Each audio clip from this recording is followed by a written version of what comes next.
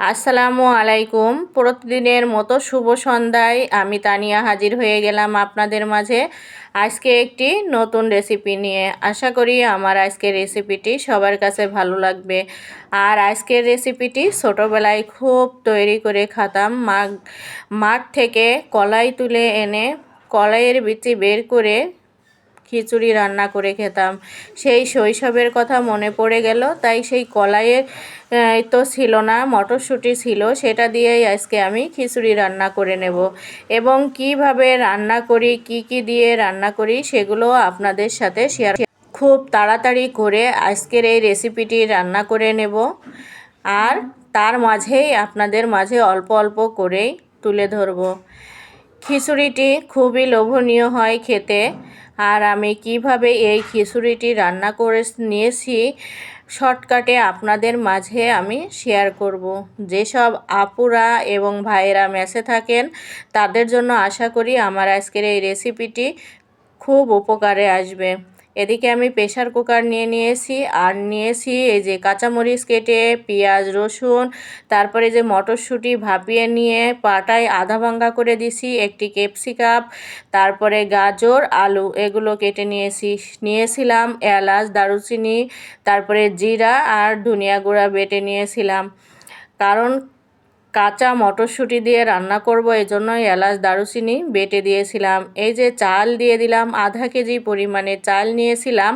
চালগুলো প্রেশার কুকারের মধ্যে দিয়ে দিলাম, তারপরে দিয়ে দিলাম আধা ভাঙ্গা করে নেওয়া মটরশুঁটি, তারপরে রসুন, পেঁয়াজ, তারপরে দিয়ে দিলাম কাঁচামরিচ ফালি করে নিয়েছিলাম, আলু দিয়ে দিলাম, এখন দিয়ে দেব গাজর, তারপরে দিয়ে দেব ক্যাপসিকাম।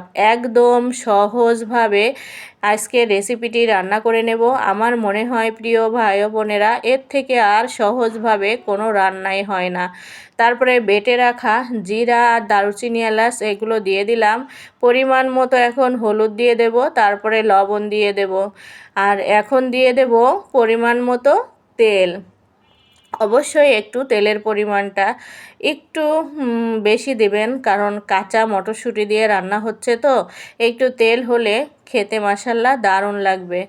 এই যে সব উপকরণগুলো একে একে দিয়ে দিলাম, তারপরে তেল দিয়ে দিলাম। এখন আমি হাতে মেখে নেব। আর এই রেসিপিটি রান্না করতে হলে যত বেশি ভালো করে হাতে মেখে নেবেন তত বেশি রান্নাটা কিন্তু মজাদার হবে। মাখতে মাখতে যখন দেখবেন যে একটা আলাদা রকম সুঘ্রাণ বেরিয়ে আসছে, তখন আপনি নিজেই বুঝবেন যে আসলেতে খিচুড়িটা কেমন হবে।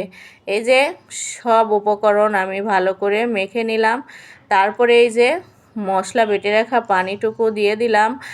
এখন আমি পরিমাণ মতো পানি দিয়ে দেব। পরিমাণের থেকে বেশি পানি দিলে প্রেশার কুকারে কিন্তু খিচুড়িটা ভালো হবে না, উপর দিয়ে পানি বের হয়ে আসবে। এখানে যেহেতু আমি আধা কেজি চাল নিয়েছিলাম, সিদ্ধ চাল দিয়েই খিচুড়িটা রান্না করে নিচ্ছি, তাই আমি এখানে 4 গ্লাস পানি দিয়ে দেব, তাহলেই হবে পারফেক্ট খিচুড়ি। এখন আমি গরম পানি দিয়ে দিলাম, তারপরে খুন্তি দিয়ে একটু ভালো করে মিশিয়ে নেব, পরে ঢাকনাটা লাগিয়ে চুলায় বসিয়ে দেব। এই তো একেবারেই রেডিমেড ঘরোয়াভাবে আমি খিচুড়িটা রান্না করে নিচ্ছি। আশা করি আমার নতুন নতুন প্রিয় ভাই ও বোনদের অনেক উপকারে আসবে। আর যদি আমার ভাই বোনদের কাছে এমন একটা প্রেশার কুকার বা রাইস কুকার থাকে, তাহলে একদম হাতে মেখে ঝুঁকে এই যে বসিয়ে দিলেই হয়ে যাবে খিচুড়ি।